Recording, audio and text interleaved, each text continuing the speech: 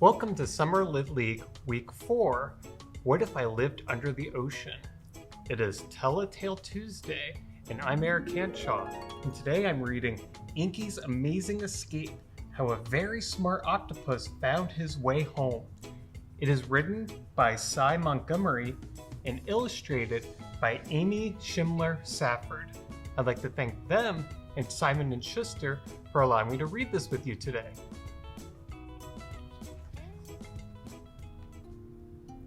The baby octopus hatched out of an egg the size of a grain of rice.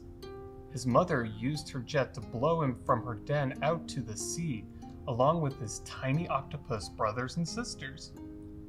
Each octopus set out on a journey alone. They're born ready to explore.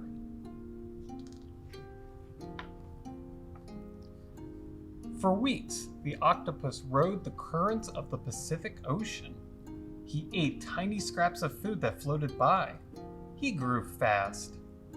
Soon, he needed bigger meals, clams, fish, and octopus's favorite, crabs. To find them, the little octopus had to explore. Curious, he wondered, might there be a tasty morsel here? What about over there? He poked his slippery, bendy arms into every nook and cranny. Soon, he found a yummy clam. He used his strong suckers to pull the clam apart and ate the clam for dinner. Now, the octopus was sleepy. How would he find a safe place to nap? He searched among the coral. He found a crack that led to a little cave.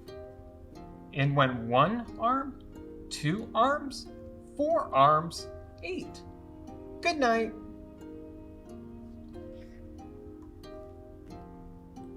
In the morning, the octopus again went exploring. What would he find today? He could both feel and taste with his suckers. But he didn't see the long green fish swimming like a banner rippling in the wind. It was a moray eel. He chomped down on 2 of the octopus's arms. The young octopus used his jet to shoot away, head first, arms trailing behind. But the eel had bitten off the tips of 2 arms. The octopus was hungry and hurt, but he went on. The octopus spotted a wooden box lying on the seafloor.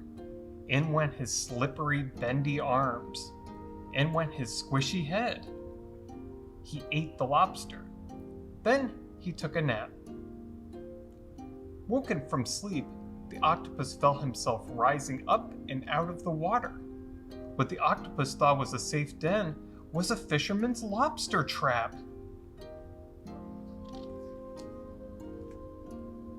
"You aren't a lobster," the fisherman exclaimed. "Who do we have here?"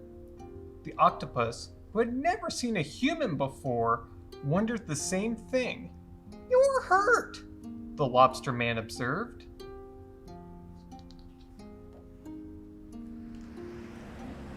He decided to take the little octopus to the aquarium.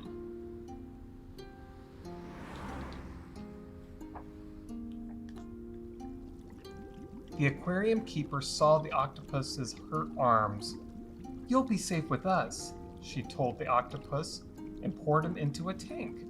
She named him Inky because when they're scared, octopuses can squirt ink.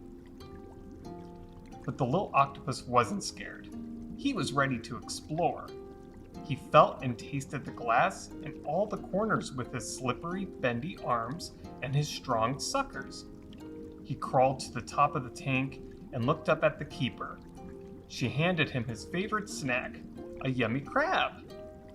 Now they were friends.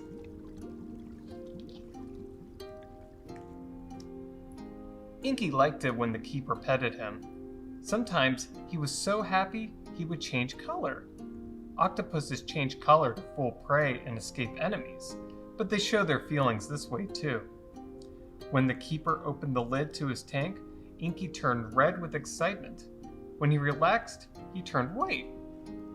Sometimes he made spots on his arms. Sometimes he sprouted stripes and splotches.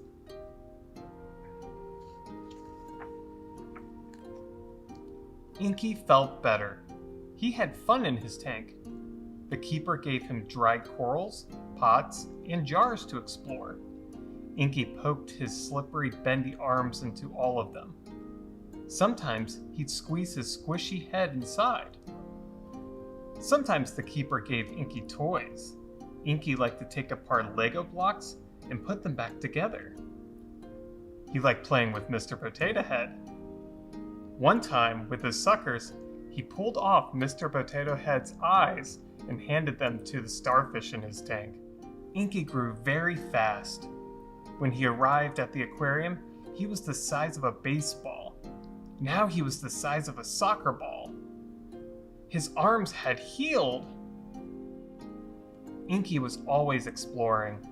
One night, the keeper forgot to close the lid to Inky's tank tightly enough. He poked a slippery, bendy arm through the gap. What would he find? First one arm, then another, and another. Then all 8 arms climbed out of the tank. Finally, his squishy head was out too. Inky slid along the floor, exploring with his arms. Soon he came to a hole, a drain for the water always slopping out of the aquarium tanks and hoses. Where would the hole lead? There was only one way to find out. He poked his slippery, bendy arms into the drain. 1 arm, 2 arms, 4 arms, 8. He pulled and pushed. He pushed and pulled. And finally, his squishy head popped inside the drain too.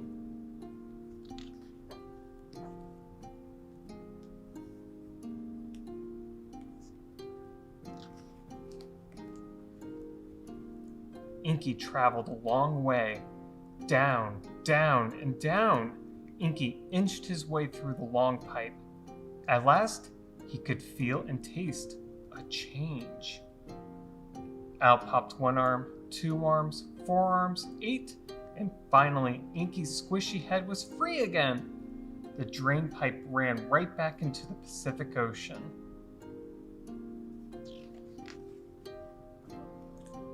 And that's where Inky is today, still ready to explore.